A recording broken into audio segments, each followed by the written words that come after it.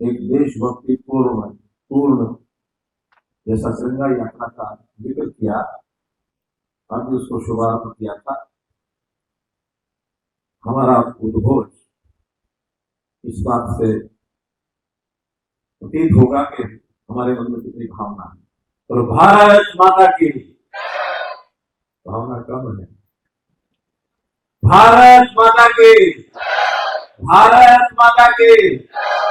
धन्यवाद।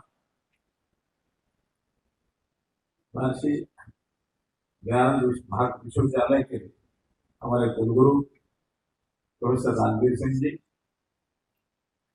शैक्षणिक विषयों के अधिष्ठाता प्रोफेसर सुरेश चंद्र मलिक जी, कुल सचिव डॉक्टर कृष्णकांत जी,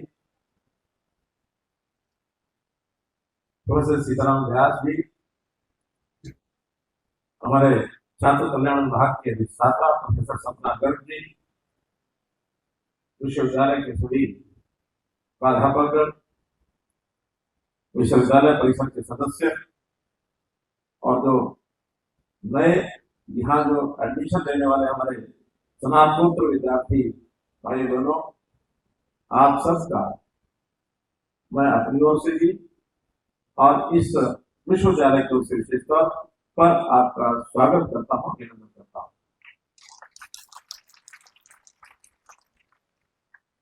आज जो यहाँ विद्यार्थी बैठे हैं,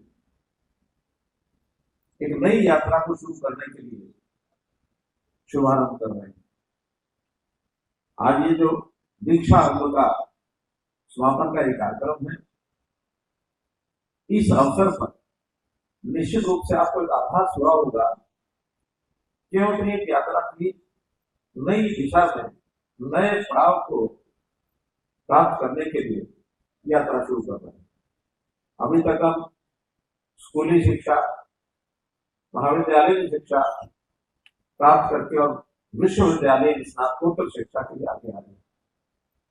और ये यात्रा हमारी यहाँ शुरू होकर के कहाँ रुकेगी, शायद इसका अनुमान अभी हमको भी नहीं होगा। थोड़ा बहुत लक्ष्य प्रेरित हमारी शिक्षा का पैमाना इस लेवल पर आकर के तो हो जाता है, लेकिन जब स्कूल के विद्यार्थी होते हैं, जब हम कॉलेज में जाते हैं, उस समय कई बार ये पता भी नहीं होता कि आगे जाकर हमको करना क्या है। हमारे जीवन में कौन सा हमारा लक्ष्य होगा, किस दिशा में हमको जाना होगा, ये खास करके शहर के ऐसे विद्यार्थी या खास करके ऐसे विद्यार्थी जिनके माता पिता से पढ़े लिखे हैं और शिक्षा क्षेत्र में या किसी भी अन्य क्षेत्र में, उनको जानकारी हो जाती है मुझे ये बनना है। लेकिन गांव का विद्यार्थी या जिनके अभिभावक माता पिता जो इस दिशा को नहीं दे पाते हैं, वहां का विद्यार्थी बहुत उसमें असमंजस की स्थिति में होता है। मैं तो आज अपनी कई बार इसी शिक्षा क्षेत्र के लोगों के सामने बात करते हुए अपनी शिक्षा का प्रारंभिक चरण को याद कर सकता हूँ। आपको पता है कि मैं बहुत पास का गाँव में बनियानी, वहां मेरी प्राथमिक शिक्षा हुई 5वीं तक। गाँव में स्कूल 5वीं का था, पास में गाँव भारी आनंदपुर है, उससे शिक्षा हुई 10वीं तक। और उस समय में बहुत लोग पूछते थे आप बड़े होंगे क्या बनोगे, हमको पता ही कुछ नहीं क्या बनाएंगे। एक घटना 1968 के अंदर हमारे पुराने लोग तो जानते हैं, हरियाणा में सभी अध्यापकों का हैंड ब्लॉक ये ट्रांसफर हुआ था। जब तो बंसीलाल की सरकार थी, तो अध्यापकों के बारे में कोई विचार आया कि अध्यापक स्कूल में पढ़ाते ठीक नहीं है, इनको घरों से दूर फेंक दो। और कोई अध्यापक अपने घर से 20 किलोमीटर से पहले नौकरी नहीं कर सकता था। और 1968 के अंदर भारी आनंदपुर के सब अध्यापकों को और दूर दूर ट्रांसफर कर। नए अध्यापक जब आए तो एक साइंस के हमारे अध्यापक श्री पी.डी. शर्मा भिवानी से आए थे। उनको मैं भाली बस से साइकिल पर बैठा करके तो ले जा रहा था, तो रास्ते में परिचय किया, बेटा कौन से कक्षा पढ़ते हो, क्या क्या सब्जेक्ट पढ़ते हो। मैंने कहा जी साइंस में जनरल साइंस के सब्जेक्ट होते हैं वो पढ़ते हैं। कहले फिजिक्स केमिस्ट्री क्यों नहीं पढ़ते, उन्होंने हमें किसी ने बताया कि फिजिक्स केमिस्ट्री पढ़नी है, जनरल साइंस पढ़नी है, यहाँ बताया कि सब जनरल साइंस पढ़ते हैं, आप भी पढ़ो। कहले आप तो विषय बता। लेकिन क्या होगा कि जब तक फिजिक्स केमिस्ट्री नहीं पढ़ोगे, तब तक ना तो आप डॉक्टर बन सकते और ना आप इंजीनियर बन सकते। जनरल साइंस तो वो पढ़ते हैं जो बहुत कमजोर विद्यार्थी होते हैं, जैसे तैसे करके उनको 10वीं 12वीं पास करना वो पढ़ते हैं। मन में बात कटक गई, दो रास्ते तो बंद ही हो रहे हैं आज। तो स्कूल में पहुंचे, मामा ने कहा कि अगर पढ़ना हो फिजिक्स केमिस्ट्री तो पहले 15 विद्यार्थी कम से कम अगर आप तैयार हो जाए तो नया सेक्शन बना के मैं पढ़ूंगा। ये इनके प्रकार 15 बच्चे जो साथी तो तैयार किया कि ऐसे ऐसा हमारा भविष्य जो है बिल्कुल अंधकार में है, अगर डॉक्टर इंजीनियर बनना तो इसको पढ़ना पड़ेगा। बच्चे तैयार होकर पढ़ने लग गए। कहानी लंबी है उसको छोड़ देते हैं, लेकिन कहने का भाव यह है कि पता ही नहीं होता क्या करना है। और फिर आने वाली कठिनाइयां, वो कठिनाइयों का देखकर मैं करना चाहूंगा। जब 10वीं पास हो गए, कॉलेज में पढ़ना था। कॉलेज के लिए पिताजी ने मना कर दिया कि नहीं, खेती है, पढ़ लिख करके कुछ नौकरी नहीं करनी है तो अपना खेती करो, मेरे पास जमीन है, उसको कौन करेगा। मना कर दिया। थोड़ा उदासी चेहरे पर आई। घर में पहुंचा तो माँ ने पूछा क्या बात है। मैंने कहा माँ, कॉलेज में पढ़ने के लिए पिताजी ने मना कर दिया। क्यों? पढ़ना चाहिए। मैं पढ़ूंगा कैसे, मुझे फीस होगी तो मैं पढ़ूंगा, नहीं तो नहीं पढ़ूंगा। कितने पैसे लगेंगे? 300 रुपया। उस समय महिलाएं अपनी छोटी मोटी पोटली बना के रखी थी, उन्होंने 300 रुपये निकाले, मुझे दे दिए और नहीं कि हम शर्मा को नहीं पढ़े। पिताजी शाम को कहने लगे कहाँ पैसे, वो एडमिशन लेने जाता। पैसे कहाँ से दिए? माँ से दिए। माँ को डांट पड़ी, मुझे भी डांट पड़ी। मैंने कहा अब क्या करना है? अब तो जाना ही पड़ेगा, वरना 300 रुपये बेकार हो जाएंगे। तो 300 रुपये बेकार ना हो इसलिए पढ़ाई शुरू कर। कॉलेज में आ गए। अब कॉलेज में 10 रुपया सप्ताह घर से मिलता था। 10 रुपये सप्ताह में सारे खर्चे की है, फीस को ज्यादा नहीं होती थी उस समय। तो ऐसा करके उससे काम करना कठिन हो गया। 40-50 रुपये महीने में काम नहीं करता था। पैसे चाहिए, पिताजी पैसे देते नहीं थे। थोड़ा सा घर की स्थिति तो बहुत बढ़िया नहीं थी, लेकिन खर्च करने में भी थोड़ा हाथ टाइट था मेरे पिताजी का। तो एक केमिस्ट्री के हमारे लैब असिस्टेंट होते थे निगाना गांव के, जहाँ पे वो नाम लगता था सतपाल जी नाम। तो उसके गांव के थे, थोड़ा दोस्ती हुई।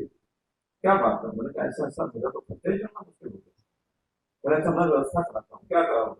एक लोन स्कॉलरशिप मिलता है और वो उस समय 480 रुपया साल का मिलता था। फार्म भरो और मैं कुछ करूंगा तो मिल जाए। फार्म भरा, 2 महीने बाद वो 480 रुपया मुझे मिल गया। यानी 40 रुपया घर से मिलते थे, 40 रुपये महीना वो हो गए तो मेरा काम शुरू हो गया। तो इस प्रकार से कितनी कठिनाइयां जीवन में पढ़ाई के समय आती है। और ये कठिनाइयां कोई हमको आई ऐसी बच्चों को आती, गाँव के बच्चों को खूब आती। सिस्टम धीरे धीरे शुरू हुए, कोई स्कॉलरशिप शुरू हुई, फीस माफ करनी शुरू कर दी, हमारे सरकारों ने सहायता करनी शुरू की। और फिर एक कंसेप्ट आया अनमाइंडेड। अब जो अनमाइंडेड है वो चीज आज मैं यहाँ देख रहा हूँ, जो ये योजना ने शुरू की है पंडित दीनदयाल जी के नाम से, ये जो स्किल इंसेंटिव स्कीम, इस स्कीम को मैं जितनी सराहना करूं उतनी कम, जितनी सराहना। यानी कि रात्रि पढ़ते पढ़ते कुछ काम करेगा, 2 घंटे प्रतिदिन काम करने के बाद उसको 8 से 10 हजार का महीना मिल सकता है।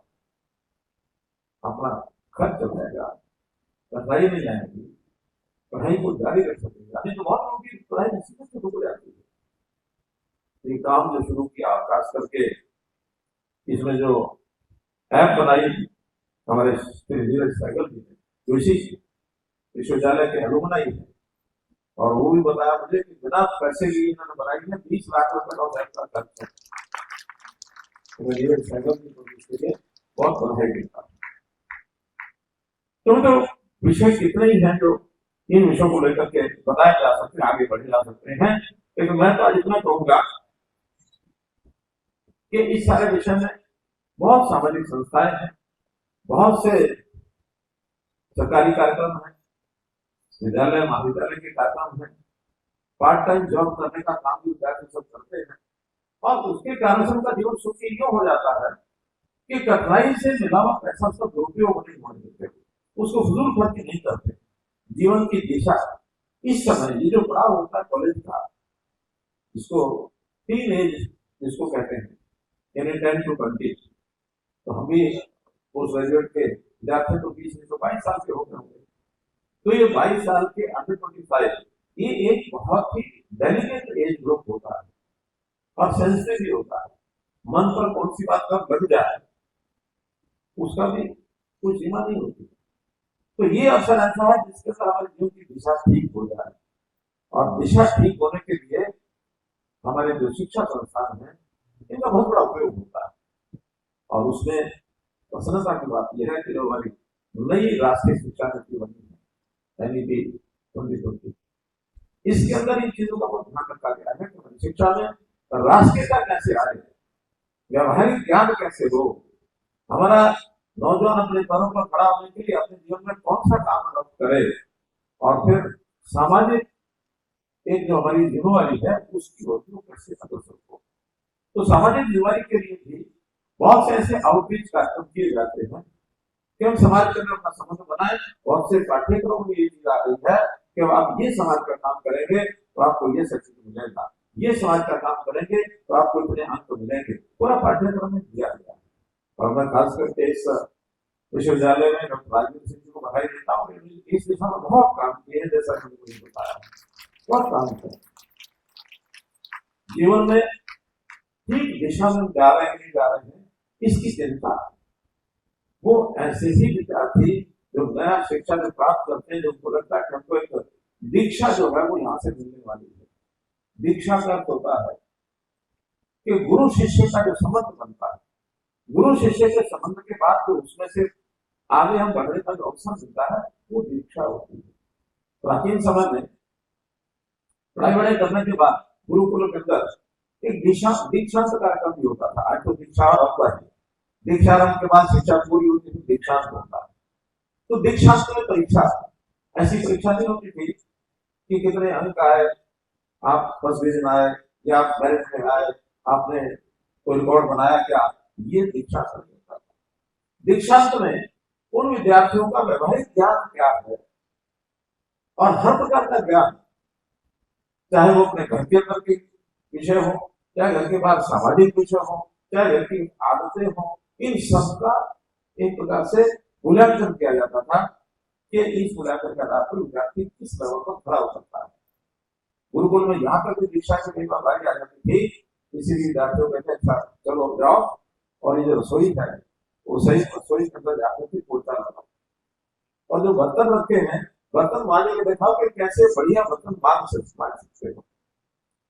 या जाकर के गांव के अंदर जो 5 गरीब परिवार हैं उन गरीब परिवारों का हाल का जान के आओ और ये सुझाव दो कि उनकी कौन सी मदद कर सकते हैं ताकि उनका जीवन ठीक हो सके।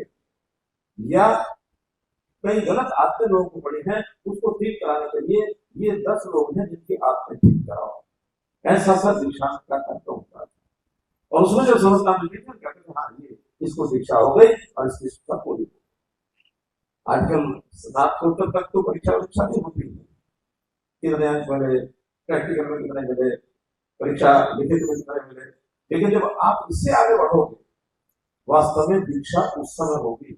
और वो क्या, जब आप PhD के कोर्सेज के लिए जाओगे, डॉक्टरेट बनने के लिए निकलोगे, उस समय आपको रजिस्ट्रेशन के बाद विषय दिए जाते हैं कि कोई एक विषय आता है, और विषय छाटने के बाद उस विषय के ऊपर जो कुछ आप जानकारी प्राप्त कर सकते हो, नई चीज पुरानी चीज जैसी चीज उसके ऊपर एक थीसिस लिखो और एक गाइड आपको मिलता है। अब थीसिस के बाद उस थीसिस को मूल्यांकन किया जाता है टीम के द्वारा, और टीम द्वारा जब मूल्यांकन होता है तो वो आपके अंदर का क्या भाव है, कितनी योग्यता है, कितनी स्किल है, वो उसको दर्शाता है। परीक्षा नहीं होती, परीक्षा में तो कोई परीक्षा परिणाम पत्र निकलेगा, परिणाम निकलेगा, इतने % तक आपको मिले, इतने मिले, इतने मिले, लेकिन क्या PhD में अंक मिलते हैं? क्यों डॉक्टर साहब नहीं मिलते ना। PhD में तो या तो PhD हो गई या नहीं हो। तो ये है सही मायने में अपने अंदर क्या कुछ हमने प्राप्त कर लिया, ग्रहण कर लिया, क्या योग्यता बढ़ा ली, कितना हमारा टैलेंट हमारा बढ़ा, कितना समाज के सरोकार हुआ, कितने राष्ट्रीयता का भाव हमारे मन में आया। जो हमने विषय का कोई समझ नहीं होता PhD का, लेकिन उस विषय के माध्यम से हम क्या है ये शास्त्र को पता लग जाता है। विषय का विषय कोई नहीं समझता, इसकी दीक्षा जो होती है ये हमारी एक प्रकार की मूल्यांकन, प्रारंभ कर रहे हैं तो हमको दिशा मिल रही है, समाप्त करेंगे तो हमारा मूल्यांकन किया जाएगा। तो आज के इस अवसर पर हमें जरूर कोई ना कोई संकल्प लेके चलना चाहिए और अच्छे व्यक्ति को यदि अपने आप को कहलाना है तो कोई भी अच्छी बात अगर आप करेंगे तो आपको बहुत अच्छा लगेगा। एक और नया विषय जो यहाँ इस विश्वविद्यालय में कुलगुरु जी ने और एक अच्छी बात है कि पहले हमारे जो विश्वविद्यालय थे उनके जो वाइस चांसलर को कुलपति कहते थे। मैं बधाई देता हूँ जिनके मन में विचार आया कि कुलपति की बजाय कुलगुरु कर दिया।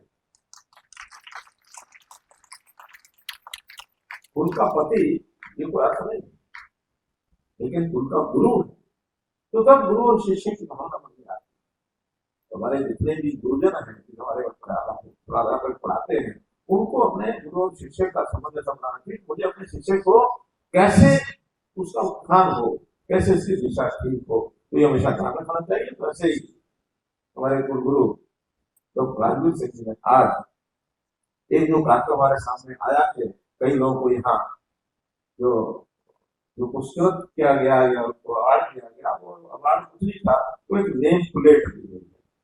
और नेम प्लेट किसको दी गई है? समाज में कुरीति है नशे, नशा कैसे दूर किया जाए, नशा मुक्ति के अभियान चलाया जाए, तो बहुत लोग चलाते हैं, बहुत एनजीओ चलाते हैं, लेकिन इन्होंने बताया कि मैं नशा मुक्ति का अभियान नहीं चला रहा, मैं तो उन परिवारों को ढूंढ रहा हूँ जिनमें कोई नशा करता नहीं है, उनको सम्मानित करो। अभी उनको सम्मानित करो जो इससे इतने बड़े अंधकार में वातावरण में अपने आप को बचा के रखे हुए तो नशा मुक्त है। वैसे नशा मुक्त घरों की पहचान अभी की गई है और उनके घर के बाहर एक नेम प्लेट लगाई जाएगी। एक उदाहरण जो बताया कि एक परिवार के अंदर बाकी सब तो नशा नहीं करते थे, एक बुजुर्ग उनका नशा करता था, तो जो घर में जाकर के बताया कि ऐसे हम आपके घर के बाहर नशा मुक्त की प्लेट कम लगाएंगे जब घर में कोई भी नशा नहीं करेगा। तो उस बुजुर्ग ने कहा कि अभी तो मैं नशा करता हूँ, लेकिन अगर मैं नशा छोड़ दूं तो मेरे घर के बाहर भी प्लेट बन जाएगी। तो प्रेरणा जागती है और प्रेरणा कहां तक पहुंच जाती है, किसी विषय से जुड़ करके आज पता नहीं क्यों उनके मन में आया अभी तिरंगा यात्रा का जब शुरुआत में करना था तो मैंने कहा कि कोई ना कोई संकल्प सबको लेना चाहिए। तो जितने सामने आए छात्र छात्रा थे उनको अपने आप को नशा मुक्त घर का सदस्य बनाना चाहिए, घर में सब नशा न करें। तो उन्होंने कहा कि मैं सेवान में कर चुका हूँ और वहां संकल्प किया कि मेरा फरवरी में कार्यक्रम वाइस चांसलर का समाप्त हो रहा है और फरवरी ऑनवर्ड्स तो पूरे हरियाणा में घूम करके और सब परिवारों को नशा मुक्त करूंगा, पूरे जीवन को इसमें लगाने का संकल्प किया। अब पूरी आशा करता हूँ कि संकल्प में फरवरी में अच्छा सा कार्यक्रम करके फिर से आपका सम्मान करेंगे, उसमें लगातार और इन्हों अकेले नहीं, हमारे श्रीमती को साथ लगी है।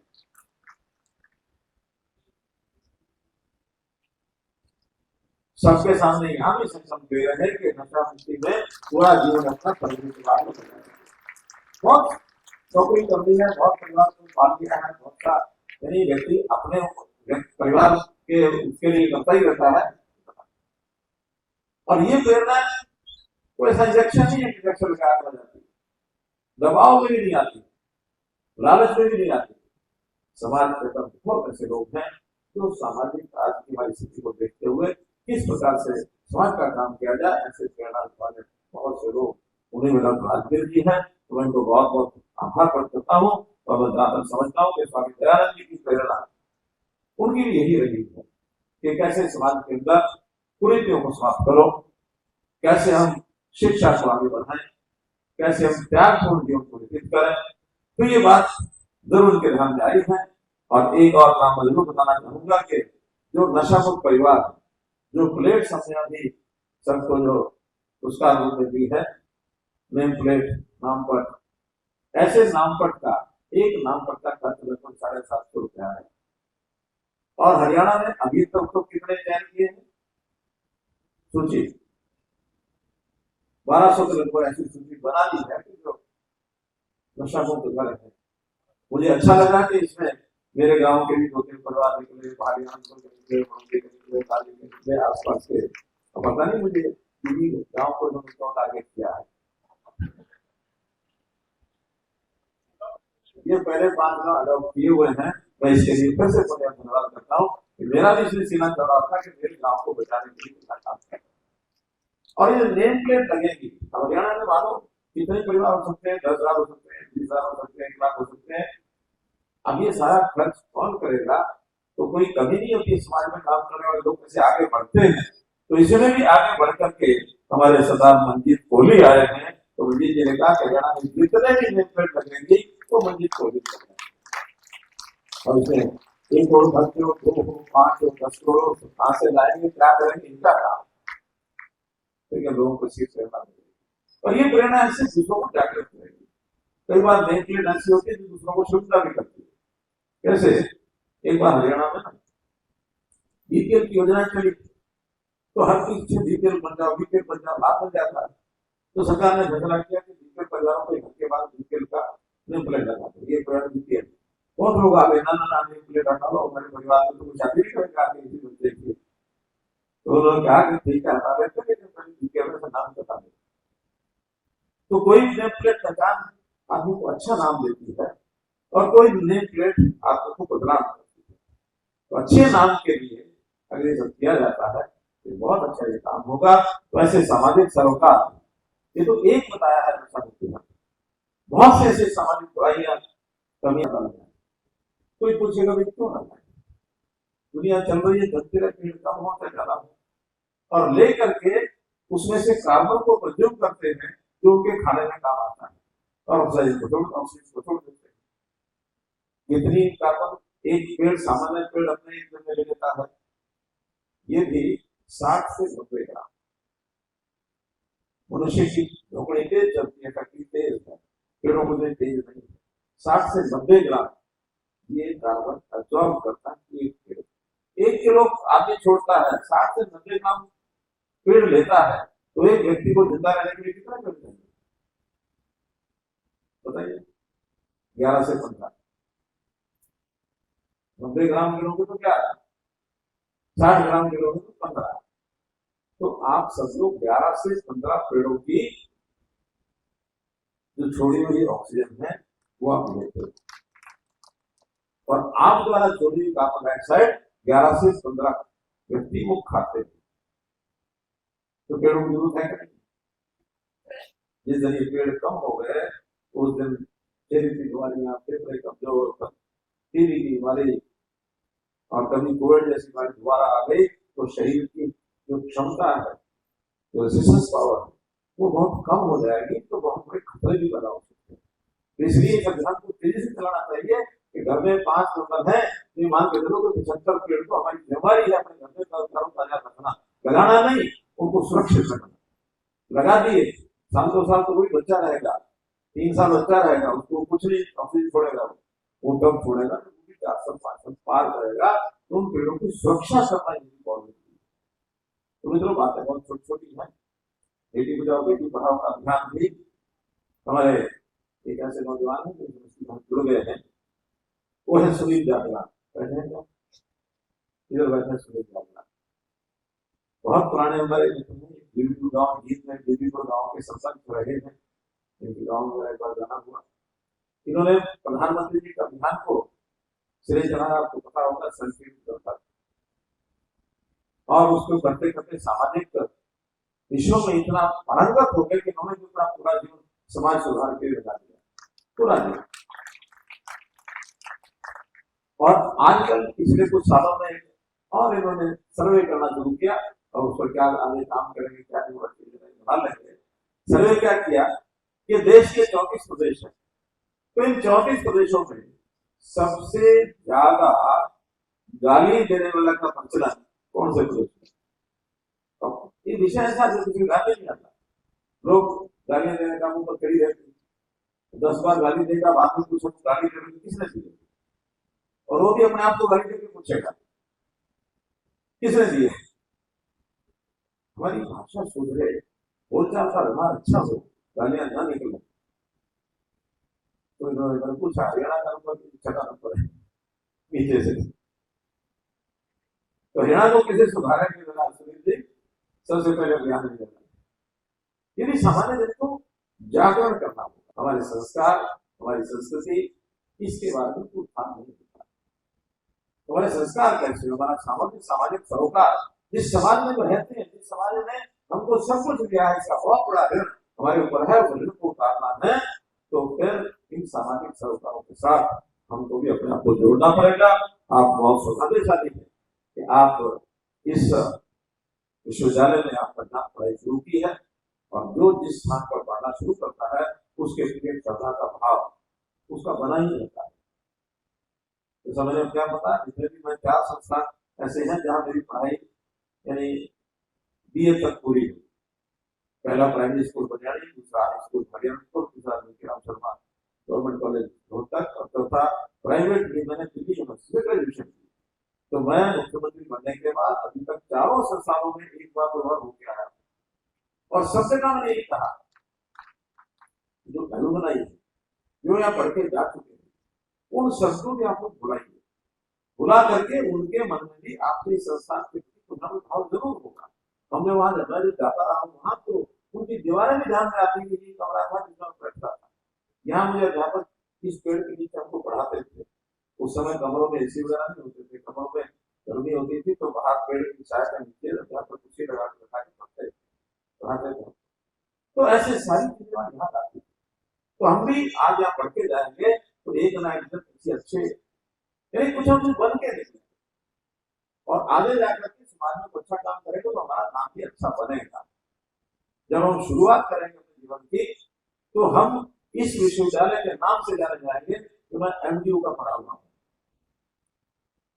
और जब आप कुछ बन जाएंगे तो आप सौभाग्यशाली होंगे जब आपके नाम से लोग ये कहेंगे कि ये व्यक्ति MDU से पढ़ा हुआ। कितनी ऊंचाई का आपको भेजा। एक बार मैं कल्पना करता हूँ कि मां है 300 करना होगा, तो आज आपके सामने सुनिश्चित पड़ा होगा। तो मैं बहुत भावनात्मक तरीके से आपके सामने विचार कर रहा हूँ कि जीवन में कुछ बनना है, आज पता हो ना हो, लेकिन आगे चल करके जरूर आपको एक दिशा मिले कि आप अच्छे बन करके देश के नागरिक के रूप में आगे बढ़े। आज इस अवसर